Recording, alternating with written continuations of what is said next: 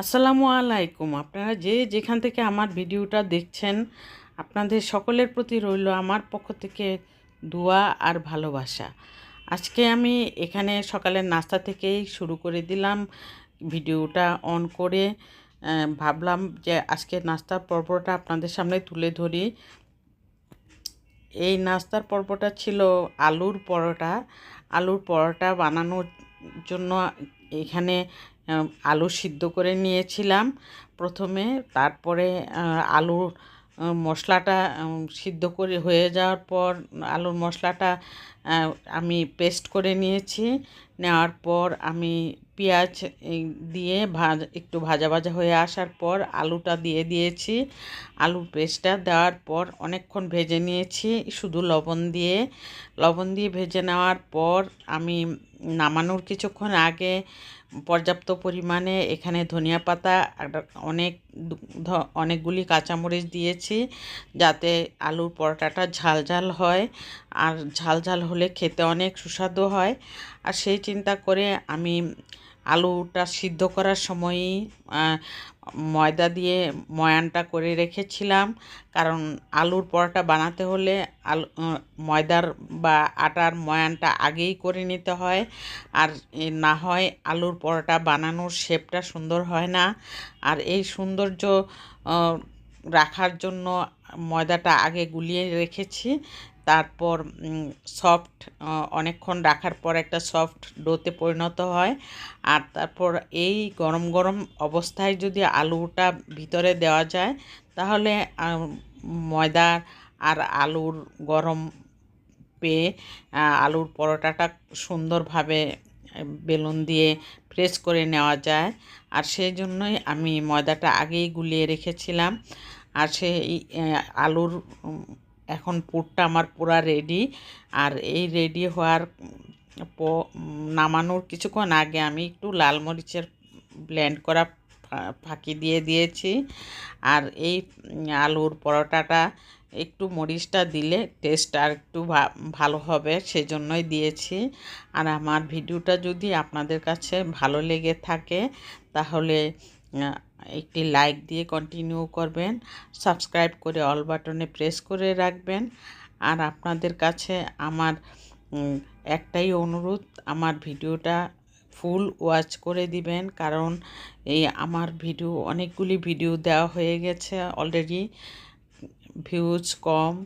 আর সেই চিন্তা করে তবু ভিডিও ছাড়তে আমার ইচ্ছা হয় না, বলে ছেড়ে দিব। আর তবু ভাবলাম যে আপনাদের কাছে আমার একটাই অনুরোধ থাকবে, আপনারা আমার পাশে থাকলে আমি আরও সুন্দর সুন্দর কন্টেন্ট তৈরি করার আগ্রহটা আমার একটু বাড়বে। আর সেই চিন্তা করে আমি ভিডিও একটানা ছেড়েই যাচ্ছি। আর আপনাদের কাছে আমার অনুরোধ রইল, যদি আমার ভিডিওটা ভালো লেগে থাকে তাহলে অবশ্যই কমেন্টে জানাবেন। আর আমি পরোটাটা বানানোর জন্য এখানে ময়দার ময়ান থেকে গোল গোল শেপ করে রেখেছি কয়েকটা। নাস্তার যতটা লাগবে ততটাই, আর বাকিগুলি পরে বানাবো।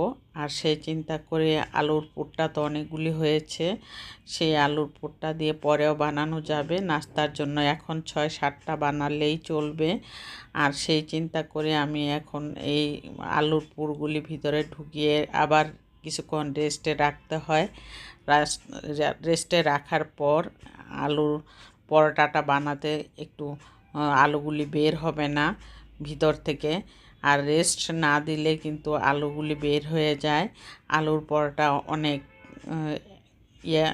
অনেক পেরেশানি করতে হয় যদি না ভালো হয়। আর যদি ভালো হয় তাহলে তো কোনো কথাই নেই। আর ভালো না হলে কিন্তু মনটাই খারাপ হয়ে যায় যে এত কষ্ট করলাম কিন্তু আলুর পরোটাগুলি ভালো হচ্ছে না। প্রথম পরোটা তো তাই কেমন একটু টেরা-বেঁকা হয়েছে ঠিকই, কিন্তু পরেরগুলি আবার ঠিক হয়ে গেছে। আর এইভাবেই পরোটাগুলি আমি ভেজে নিয়েছি আজকে নাস্তার পর্ব হিসাবে। আর এখানে আমি তারপর সারাদিন আর কোনো ভিডিও অন করি নাই। সন্ধ্যার সময় আমি এখানে ফুলকপির পাকোড়া বানানোর জন্য ময়দার ডোটা তৈরি, ময়দা দিয়ে কর্নফ্লাওয়ার দিয়ে হলুদের গুঁড়া, মরিচের গুঁড়া, ধনিয়ার গুঁড়া দিয়ে লবণ দিয়ে একটা ব্যাটার তৈরি করে নিয়েছি। বেসন দেইনি। আজকে আমি শুধু ময়দা আর কর্নফ্লাওয়ার দিয়েই ব্যাটারটা তৈরি করেছি। আর ফুলকপি কোনো সিদ্ধ করি নাই, এমনিতেই কম আছে। কিন্তু যদি আপনারা পাকোড়া বানানোর চিন্তা করেন তাহলে কিন্তু বেশি মুচমুচে হয়ে হয়, আর সিদ্ধ করলে কিন্তু বেশি গলে যায় একদম। আর সিদ্ধ না করলে কাঁচা কাঁচা অবস্থায় যদি আপনারা গরম তেলের মধ্যে ছাড়েন এইভাবে, তাহলে কিন্তু একদম ভিতরটা নরম হয়ে মুচমুচে, উপর দিক দিয়ে একদম খাস্তা হয়ে মচমচে হয়ে থাকে, কুড়মুড়ে করে খাওয়া যায়। আর ভিতরেরটাও অনেক টেস্ট হয়।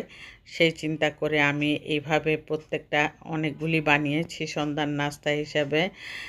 এই পাকোড়াটা কিন্তু আমার বাচ্চারা খুব শখ করে খায়, এই জন্য আমি সন্ধ্যার নাস্তা হিসাবে আমি এই পাকোড়া বানিয়ে আজকে আমি ওদেরকে নাস্তা হিসেবে দিয়ে দিলাম। আর প্রথম ব্যাচ ভাজার পর আবার দ্বিতীয় ব্যাচও ভেজে নিচ্ছি। দ্বিতীয় ব্যাচে ছোট ছোট কয়েকটা ছিল, সেটাও দিয়ে দিলাম।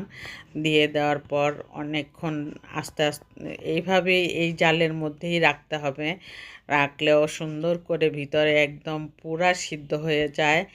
আপনারা বানিয়ে খেয়ে দেখবেন। এইভাবে বানালে কিন্তু ফুলকপির যতদিন আছে ততদিন খাওয়াটা খুব মজার হয়।